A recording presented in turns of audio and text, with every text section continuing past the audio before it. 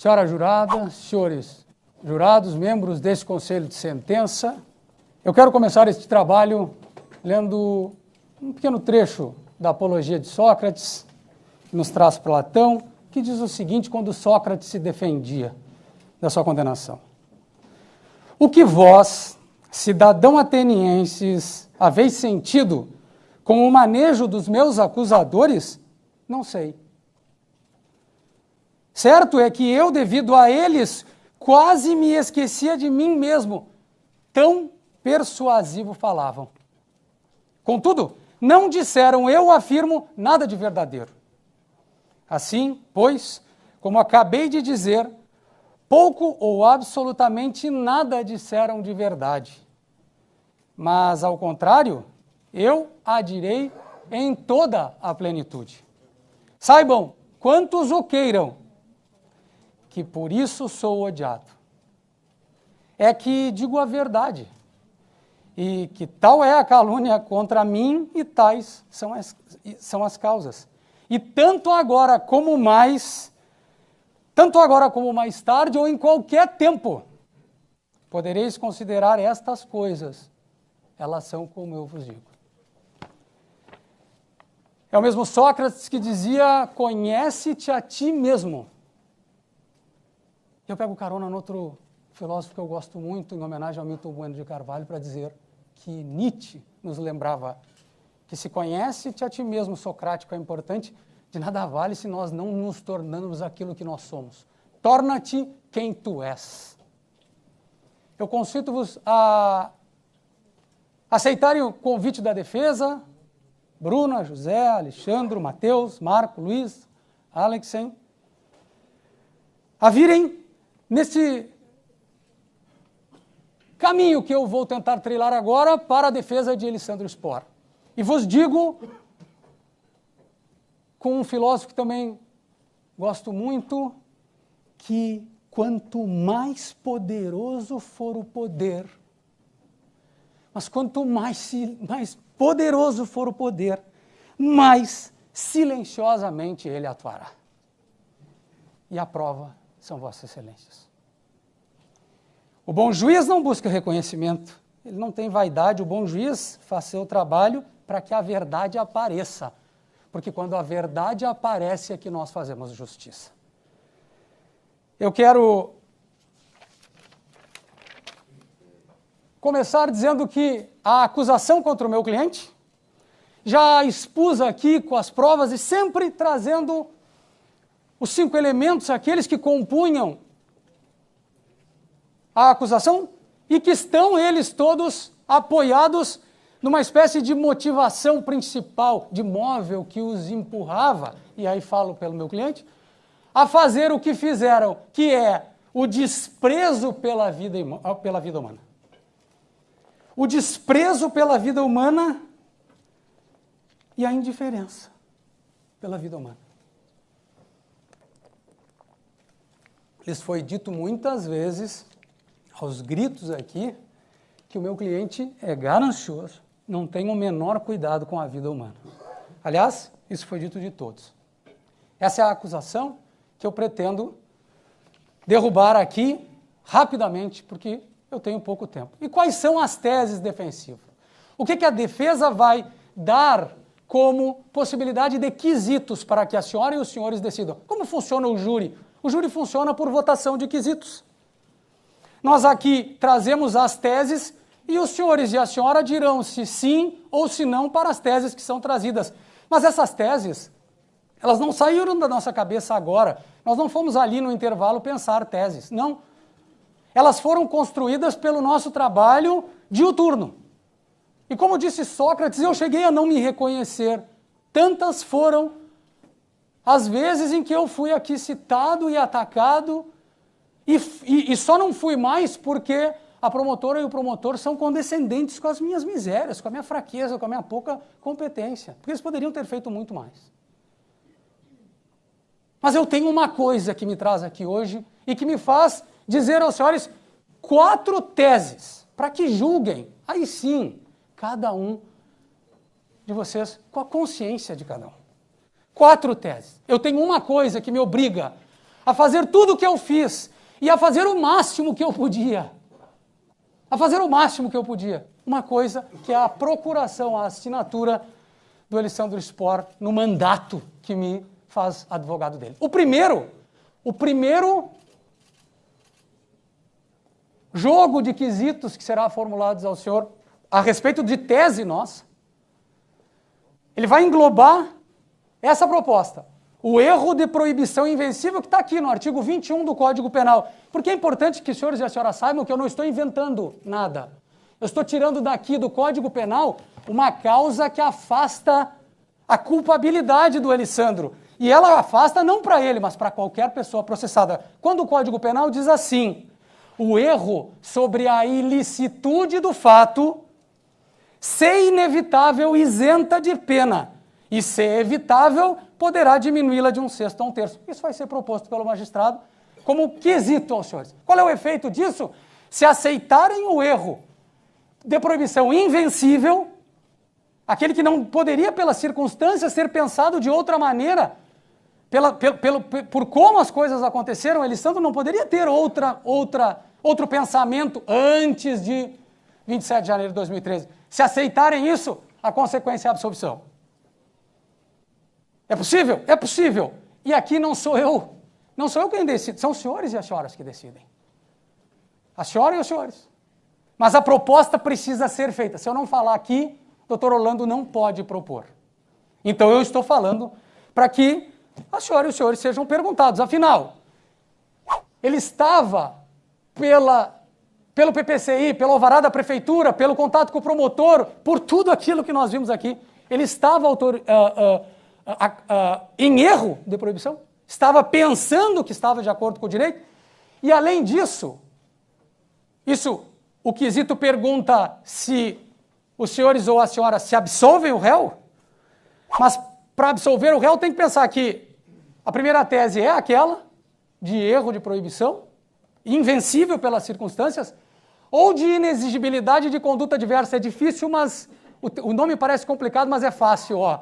Era inexigível um comportamento diverso. Por que eu posso dizer isso? Porque estas três pessoas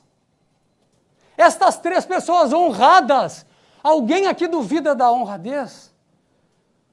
Alguém duvida da decência destes três homens públicos que testaram a sua competência, a sua capacidade ao longo da vida e chegaram aos cargos mais importantes que poderiam dentro das suas instituições? Alguém duvida da honradez dessas pessoas? Não é para duvidar desta honra, não é para chincalhar estas honras, como o Ministério Público tentou fazer crer, que eu os chamei ao processo, mas na voz do próprio Elisandro, para que eles não ficassem com esse caroço engasgado na garganta.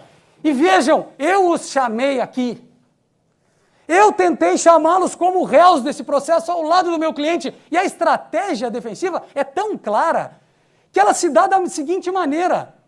Eles vêm ao processo e, como réus, explicam o bombeiro por que o PPCI estava concedido em 2009 para o proprietário anterior, portanto, nem dizia respeito ao meu cliente. A porta, a sinalização, os extintores, a determinação da casa, isso não foi feito para o meu cliente. E ele seria réu e ele diria, olha só, gente, o PPCI é assim, é assado, aqui dentro do processo, mas o Ministério Público não o trouxe. E eu incomodei. E vocês viram como eu processei gente. E processo ainda. E o coitado do Elisandro sabe disso? Não sabe. Um pouco ele sabe. Mas quando ele me constituiu como advogado, foi para fazer todo o possível. E depois, o prefeito, a mesma coisa, eu fui ao tribunal e disse, nós temos que ter um processo com o Ministério Público, com o prefeito e com os bombeiros.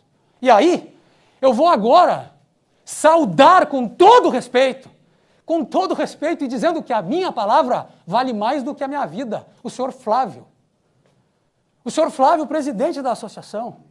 Eu vou saudá-lo aqui, dizendo a ele o que eu disse a ele. E o que eu venho dizendo, gente, desde que eu entrei nesse processo, e eu entrei no dia seguinte.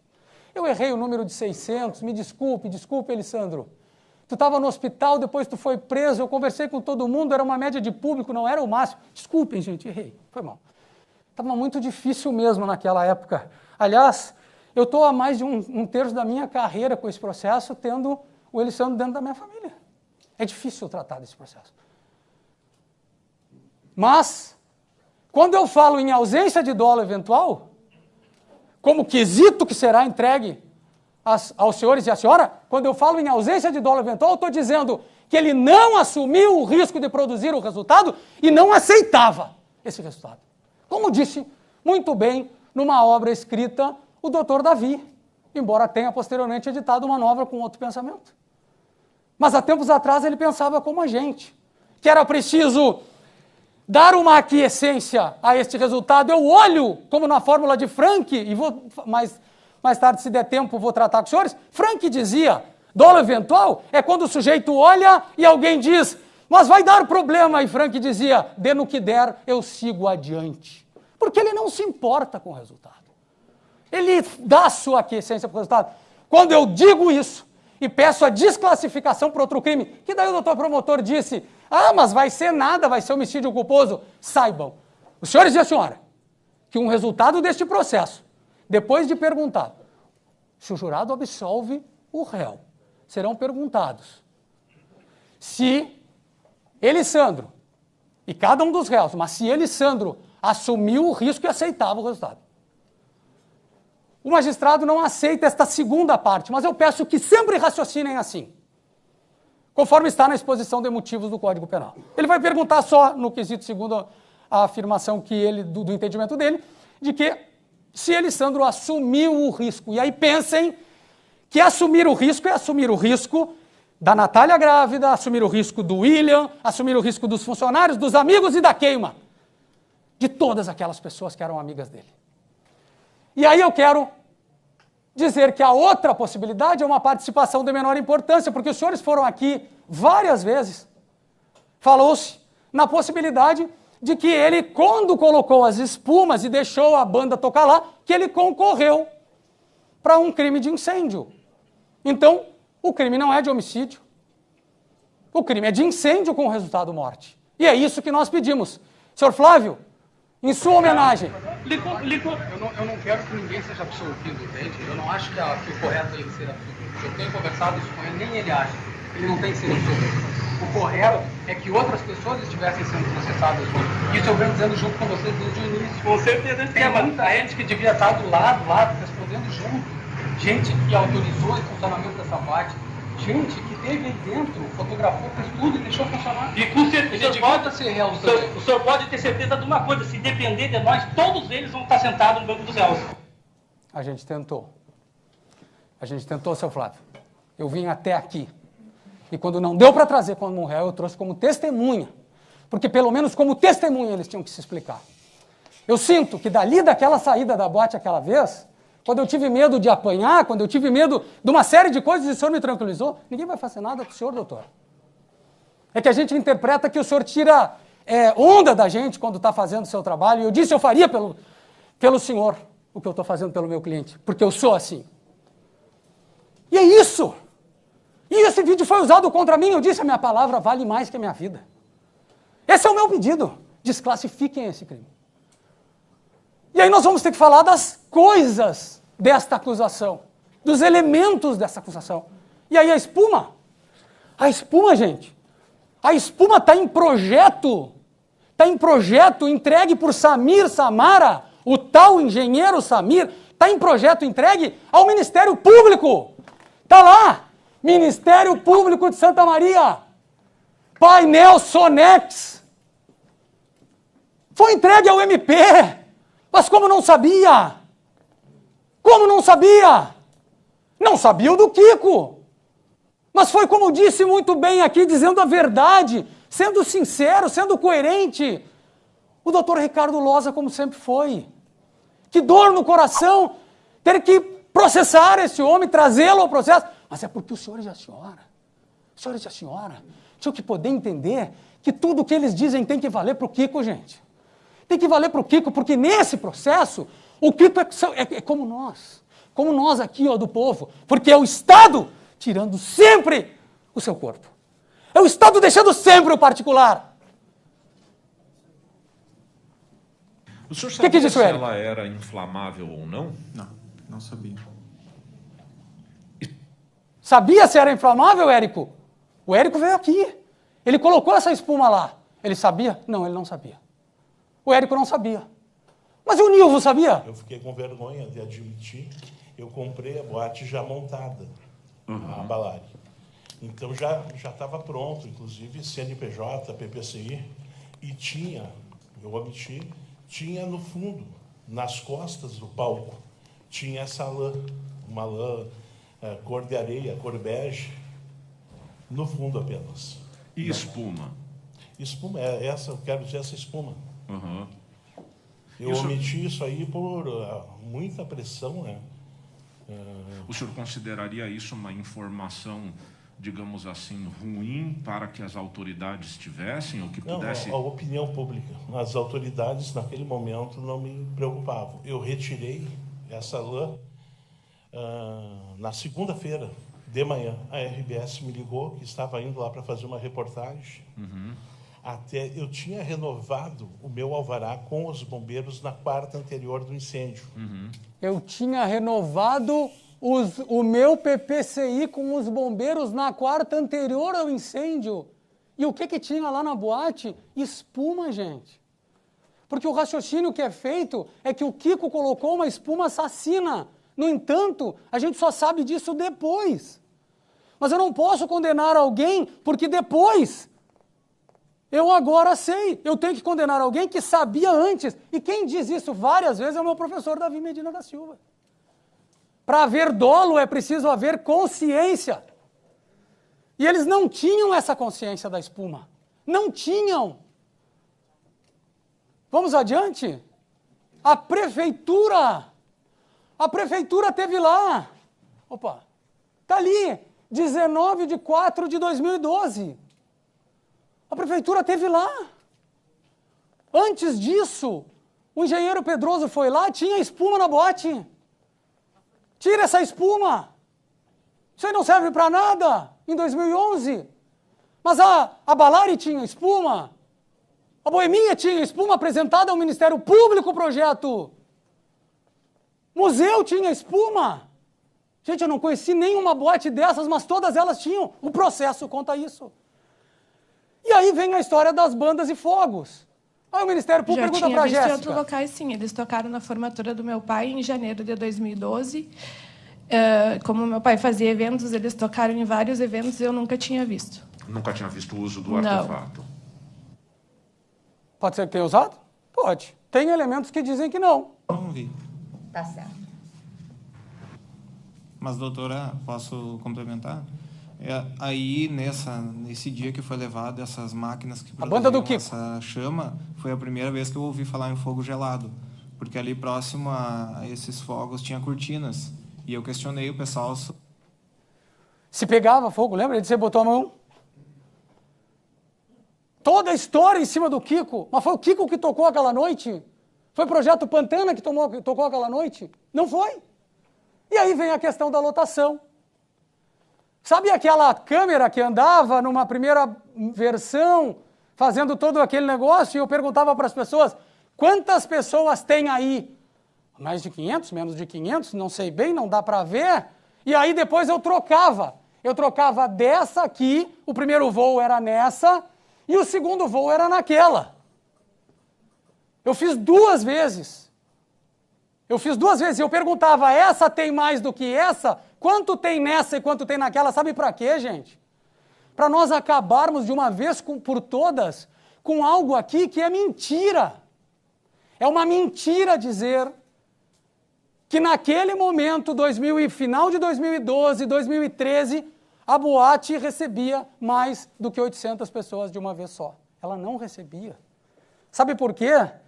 O Nilvo disse, o Kiko disse, o Mauro sabe disso há 1000 anos. Quem é da noite? O rapaz, o Alexandre Marques sabe, casa muito lotada não tem consumo. É tiro no pé. E a pessoa ela vai na lotação, eu vou dizer para vocês, eu odeio lugar lotado. Eu não vou mais. E se alguém me pergunta, se eu fosse na Kiss superlotada, e alguém me perguntasse, aí cara, tu foi na Kiss? Eu diria, Fui. O que tu achou? Muito lotado. Queimar a casa. É ruim para ela. Por outro lado, eu fui, eu gastei mais, tinha lugar para eu me mover, eu me senti bem, o ar-condicionado era bom, estava tudo bem, eu gostei da música, o que eu digo? Vai lá, velho. A boate é show de bola. Então houve erro no início, por isso que o Ministério Público acha 1.400 pessoas na Kiss. 2.000 pessoas. A Kiss dizia que tinha 1.100 pessoas. Mas esse é o giro da noite. E os senhores e a senhora, tenho certeza, não sabem quantas pessoas tem ali. E se eu fizesse a revoada da câmera não saberiam. Então vamos parar com esse achismo. Há um jeito de determinar isso. E esse jeito é contando as comandas. Só que a polícia, quando entrou lá, não sabia disso. Então as comandas ficaram jogadas atrás do caixa e poderiam ter sido recolhidas com cuidado, com uma perícia com calma. E o Kiko gritava isso 1000 vezes: recolham as comandas! E a história das câmeras é muito interessante, porque é a primeira petição que eu faço no processo, doutor Davi. Juntei uma declaração dizendo: estas câmeras estão estragadas, e o Kiko enlouquecia mais uma vez. Se essas câmeras estivessem boas, a gente contaria pessoa por pessoa. E nós saberíamos exatamente a lotação. E vejam, a polícia pede a prisão do Kiko, porque estaria sumindo com as câmeras, alguma coisa assim, isso aí chegou a ser ventilado. Eu fui lá e juntei o atestado de que o negócio estava estragado mesmo e não funcionava. E está provado que não funcionava. Mas quem é que mais queria isso? Era ele. Era ele. Ele era a pessoa que mais queria isso. Não, o PPCI, eu nunca vi assim, dizer que poderia tantas pessoas. Sim, eu entendi. Quer dizer, o PPCI apontava um número de 400 e... Não, depois da tragédia. Antes não constava. Ah, tá bem, perdão. Abril não tinha. Abriu a boate em 2009. Quem contratou a engenheira para fazer o plano de segurança foi o Alexandre Costa e os seus sócios. Quem fez o trabalho lá de execução da porta e de tudo mais foi a engenheira Josi com o Alexandre. O coronel Gerson veio aqui e disse: manda o projeto, a gente olha, calcula população e para o tamanho da porta e aprova. PPCI concedido em agosto de 2009. Para quem? Para o Alexandre Costa. Gente, vocês não percebem que 4 pessoas, sendo só o Kiko, acusado de coisas que aconteceram antes de abril de 2010, que foi quando ele pagou a casa. Ele entrou na casa quando entregaram para ele os alvarás da prefeitura. Isso ficou provado aqui, o Muti disse. Ele só entregaria o carro e os 15 mil, aliás, ele falou 10, tu que corrigisse, né? Ele só entregaria o carro e os 15 mil, e os 10 mil, quando tivesse o alvará da prefeitura. E assim, isso é abril de 2010. Só que a acusação todo o tempo fala em número de extintores, em placas, em luzes, em irregularidade de portas, irregularidades disso e daquilo e daquele outro. Esta boate, destas irregularidades, ela é dos proprietários anteriores ao Kiko, porque o PPCI é dado para eles. Então é muito estranho pensar isso, que eu tenho um órgão, os bombeiros, para fiscalizar e dizer o que tem que acontecer, mas quem responde é o outro proprietário. E aí vejam, chega a loucura de o coronel Gerson ser condenado por inserir o número de pessoas depois do acidente da Kiss. Ele colocou o papel que a promotora disse que ele tinha que seguir em relação à população depois do acidente, e por isso ele foi processado e condenado por fraude processual. Então vejam, não estava lá nem para os proprietários anteriores, e o Nilvo está certo. E todos eles estão certos. Não há uma determinação de população para as pessoas. Então como é que o público vem e exige da gente, dos particulares, o cumprimento de algo que nem eles sabem, que nem eles fazem? Esse é o absurdo dessa acusação. E assim as barras. Sim, foi posta a barra de contenção porque quando enchia, na hora da saída, as pessoas se empurravam e coisa. Se amontoavam na porta para sair, né? Então foi posta essas barras de contenção para organizar a saída do pessoal. Mas sim, tinha barras de contenção. Só na saída. essa barra atrapalhou muito. Quando eu perguntava para o Kiko, o que tu errou? E ele, na barra. Não podia ter posto aquela barra lá. Eu não podia ter posto. Cara, não era para o mal que tu pôs. Era para isso. E ele disse, foi o Druzião e os seguranças que pediram, cara, nos ajuda afastando as pessoas da porta. Era para isso essa barra, gente. Não era para causar o que causou. Era para evitar a entrada de faca, de arma, de qualquer coisa. Afasta, dá um tempo, não deixa as pessoas que estão entrando se misturarem com as outras, para ninguém passar algo para alguém. Para não entrar algo que não é para entrar. O medo sempre foi de briga. Sempre foi de briga. E aí? O doutor Loza, com a sua decência, com a sua honestidade, ele vem em juízo e diz, doutor Jader, eu vi a barra. Sabe o que ela me disse? Nada. A barra me disse nada. Mas então, por favor, Matheus, se a barra diz nada para o promotor, por que ela tem que dizer algo para o Kiko? E por que ela olha para o Kiko e diz assassino? Por que, Matheus? Mas por que ela não diz isso para o promotor? Por que só diz para eles? Não é justo. Não é correto que seja assim. Não é correto que seja assim. E por isso o pedido de desclassificação. Por isso o meu compromisso cumprido com o presidente da associação. O senhor está fazendo isso, chamando essas pessoas, porque o senhor quer a absolvição do seu cliente. Eu disse, não. Não quero. Eu não quero. Meu pedido é de desclassificação.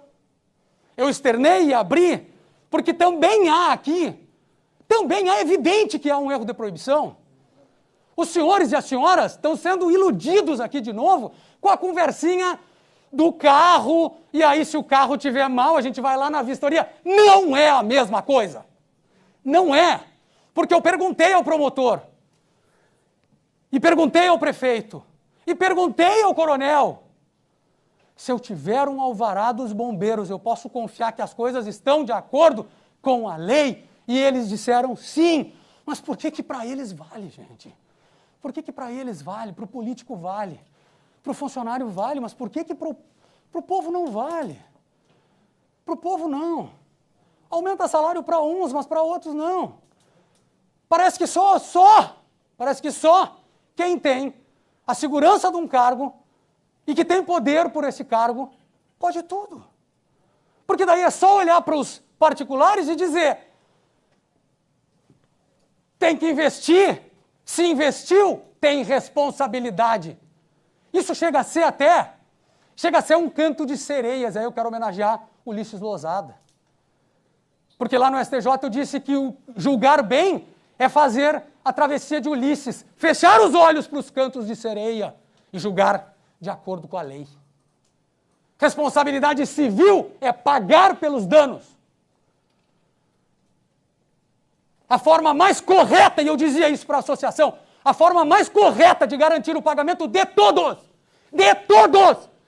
mas de todos no limite máximo que fosse possível dentro da jurisprudência, eles receberiam por todas as mortes, se um ente do poder público fosse condenado. Porque isso garante aos familiares a desnecessidade de discutir culpa com o Estado. Não teriam que ir percorrendo instância, uma atrás da outra, para conseguir o direito de indenização. Mas isso é indenização. Eu queria uma parte legal. Não, a senhora está concedido a parte, pode falar. Não, eu quero a parte. Então, foram juntadas as sentenças. Não foram juntadas as sentenças. O Estado e município já foram condenados civilmente. A responsabilidade civil não tem nada a ver com a responsabilidade penal.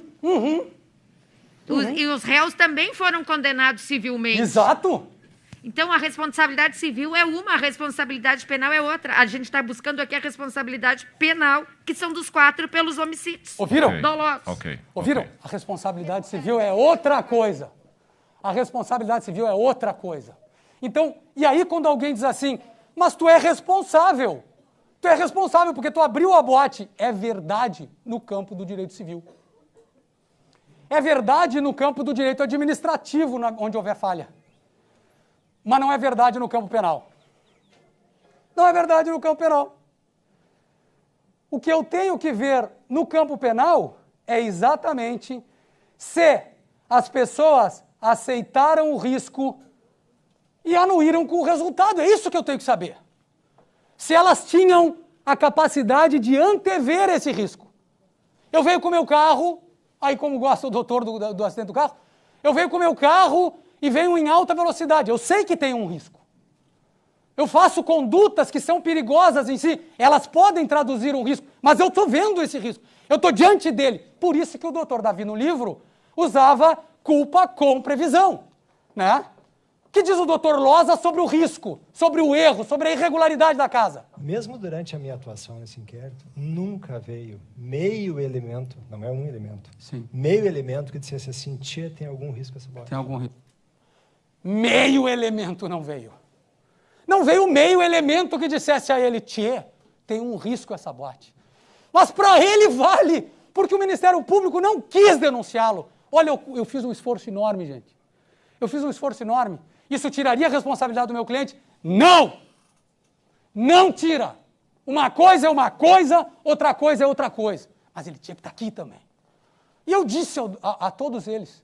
E no fundo, eles não vieram como réus e quase que adoeceram durante 8 anos sem poder falar, sem poder se explicar, sem poder dizer por que ele diz isso.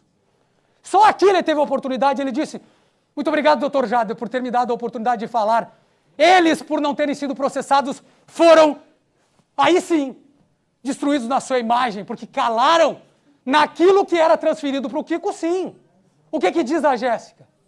Então, eu acredito muito que antes não se pensava mesmo, eu vou estar mentindo se eu falar que a gente discutia sobre segurança, sobre se uma espuma está certa, se não está, se pega fogo, se não pega fogo, a gente simplesmente ia. Uhum. Ou por acreditar, ou por confiar que os lugares estão seguros, ou por nem pensar que isso um dia pudesse acontecer. Me salvou nesse dia, Kiko, não tenho palavras para agradecer. Se tu não tivesse saído gritando para todo mundo sair, eu teria voltado. Para sempre te devo a minha vida. E daí, o Ministério Público diz que a pior coisa é uma defesa que mente. Mas aí a doutora vai ler o depoimento de um funcionário da casa, o Baby, e para antes da frase mais importante daquele depoimento, sonegando dos senhores a verdade. Que é quando o Baby diz, naquele momento, ele não sabia o que estava acontecendo. Claro, para antes não dá para ver. Mas eu sei que ele estava lá. Está provado que ele estava lá. A gente sabe que ele tirou gente lá de dentro. Só que ele estava olhando para aquilo com o desespero que ele mostrou aqui ontem. Que é um desespero legítimo, tão legítimo como qualquer outro. Queimou tudo. E os amigos dele estavam lá dentro. E ele não conseguia tirar. Será que isso é alguém que olha e diz, dane-se? Tudo bem, eu não me importo. E aí nós vamos fazer cálculozinho de pena, se vai ser 30 anos, se vai ser 18 anos. Não! Quem vai calcular isso é o juiz, o meu pedido é não determinem a condenação destas pessoas por dolo eventual. Porque o Mauro entrou nessa sociedade porque o Ministério Público disse para ele entrar. E o Kiko nenhuma vez disse, o Mauro é responsável. Não condenem o Mauro Hoffman, porque é injusto. Uma parte, doutor. Eu não entendi que o Ministério Público disse para o Mauro entrar na sociedade. Ricardo Loza. O Ricardo mandou o Mauro se tornar sócio de uma boate? Mauro parou de pagar, só voltou a pagar, sabe por quê? Porque o Ministério Público disse, é muito não poderoso tem esse promotor. Não é poderoso. Nada lá era no limite do poder ou com essa raiva toda. Não era. Vocês viram que o doutor Loza não era assim. Ele dava prazo de 120 dias para as pessoas apresentarem os documentos atrasados. Por quê? Porque antes do incêndio da Kiss, como hoje continua, a gente sabe. Hoje continua, vamos lá, gente. Mas antes, a prefeitura era demorada, os bombeiros eram demorados e o doutor Loza ia acertando. Mas eu quero resgatar uma frase que foi dita aqui hoje, que para mim é fundamental para determinar a ausência de dolo eventual, que é a frase da doutora. E Freud explica por que isso aconteceu. É no ato falho que a gente põe para fora aquilo que a gente não quer que apareça. Mas que está gritando dentro da gente. se acreditava na sorte, se acreditava que nada ia acontecer. Gente, organizem uma festa na casa de vocês com 20 parentes. 20 parentes. E aí, me permita esse exemplo, meu amor da minha vida, o maior advogado desse estado do Rio Grande do Sul. É o senhor. O senhor é o maior. Aí o doutor Amadeu resolve errar o degrau e cai e se quebra na nossa festa, doutor Amadeu. Pode acontecer? Pode acontecer. Mas a gente não quer que aconteça. A gente quer que dê tudo certo. Porque a banda sai de lá feliz da vida. Esse rapaz pegou um artefato, mas olhem só o raciocínio. Ele pegou um artefato mortal e foi com esse artefato, com o amigo, o melhor amigo dele, todos os melhores amigos. Ele pegou esse artefato e foi montar esse artefato para ele morrer aqui, embaixo desse artefato. Porque ele desmaiou lá dentro, gente. Então ele montou um artefato e ficou ali esperando a própria morte. O raciocínio de que eles sabiam o que estavam fazendo, que eles tinham plenas convicções do que estavam... Ele é ridículo e absurdo. A gente fica apavorado com os acidentes aéreos.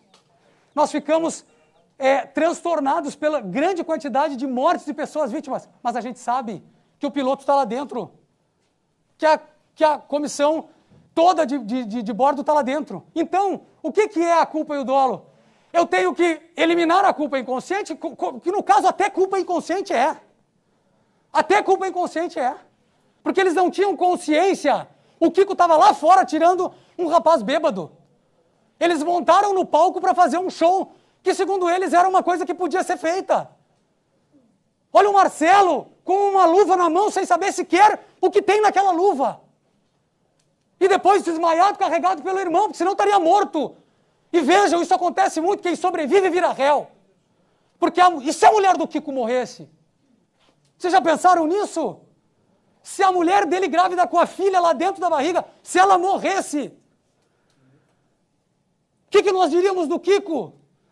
Que ele é um matador da filha e da mulher? Não é possível, gente. Eu tenho que entender que eu não assumo o risco na consciente, eu assumo, assim como no dolo eventual, diferente do dolo direto, que eu quero o resultado. Então esses dois, eles acabam se igualando. O agente assume o risco na culpa consciente e assume o risco no dolo eventual. Por isso eu peço ao magistrado que faça a diferença no quesito. Mas se ele não escrever isso no quesito, não tem problema. Porque eu tenho 5 jurados e uma jurada muito inteligentes que vão fazer o seguinte pensamento.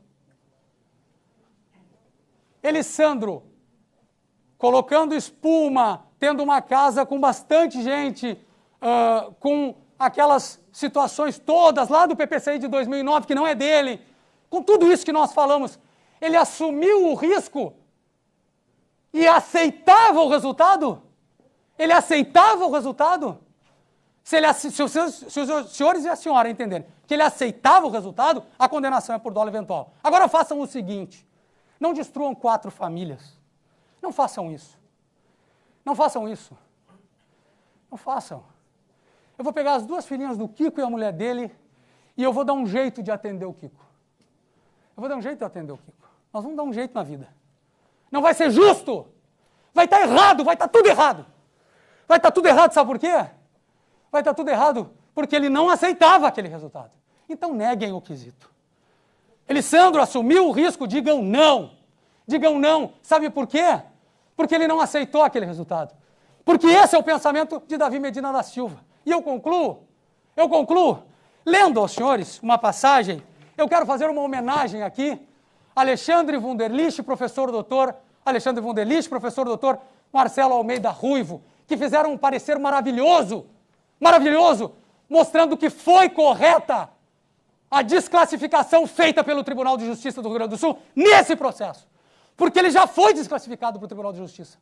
Mas pasmem, senhoras e senhores, não foi só no Tribunal de Justiça do Rio Grande do Sul que isso aconteceu. Isso aconteceu, pasmem comigo, isso aconteceu em Lima, no Peru, na boate Utopia em 2002, em Buenos Aires, Argentina, na Cromagnon, que está nos autos. 20 anos de cadeia em Buenos Aires, doutor. 20 anos de cadeia. Crime culposo. Mas crime culposo em Boston, nos Estados Unidos, em 42, em Quezon City, nas Filipinas, em 96, na Tailândia, em Santik Clube, 66 mortos, em 2009, em Leninsk, na Rússia, todos culposos. Mas vamos adiante, em Montreal, em 72, na Austrália, em 73, Nova York, 2 vezes, 74 e 90, em Londres, Reino Unido, 80, e em Gotemburgo, na Suécia, em 98. Sabe o que acontece, gente? Não é possível. Diga, doutor. Tempo. Eu vou aproveitar 2 minutinhos da doutora Tatiana, que tem um coração do tamanho do mundo, para terminar com os senhores dizendo o seguinte. Parafraseando Emílio Zola, eu acuso, mesmo que ninguém me pergunte, diversas pessoas e entidades de Santa Maria, pela tragédia do incêndio da Botiquis, nesse domingo de luto, dor, lágrimas, morte, perplexidade. Quando falo em diversas pessoas, eu quero dizer todos nós, que achamos que a lei de prevenção de incêndio não é para valer. Eu acuso o Estado e o município como responsáveis. Inúmeras boates foram fechadas por liminar do Poder Judiciário. Logo recebiam o alvará, reabriam e desmontavam o sistema. Eu os acuso como responsáveis. Eu me acuso como membro do Ministério Público por não ter feito mais, com culpa ou sem culpa. Aí está, desde 63, o prédio da Avenida Rio Branco sem nenhuma manutenção. E há anos, com inúmeras decisões judiciais e de pé, como se tivesse sido construído ontem. Eu só não acuso as vítimas, porque estas só queriam viver a vida e um bando de responsáveis não permitiu isso. Um bando de responsáveis do setor público que só pensa nos votos da próxima eleição e do setor privado que só pensa no lucro. Não podemos crucificar ninguém sem investigação séria e sem julgamento. Mas também não podemos minimizar as responsabilidades. Eles podem fugir e se esconder como fizeram. Fugir e se esconder como fizeram. Na asa da sua própria instituição, que não quis trazê-los. Que para poupar o agente do Ministério Público, retirou todas as autoridades. E de mais de 28 pessoas indiciadas pelo doutor Arrigoni, que está aqui presente à minha homenagem. Eles deixaram, sabe quantos? Apenas 4. Apenas 4. A mãe. Não foi uma fatalidade, mas a soma de irresponsabilidades. Que cada um assuma, eu acuso. João Marcos Adé Castro, promotor de justiça de Santa Maria, a quem eu também deixo a minha homenagem. O pedido é desclassificação para Kiko, abertas as demais possibilidades e requisitos a Vossas Excelências. Eu peço perdão pelos excessos, peço perdão por tantos erros, mas a tentativa foi a melhor possível. Foi de fazer o máximo, porque eu acredito no que eu faço. E volto a dizer, a minha palavra vale mais que a minha vida.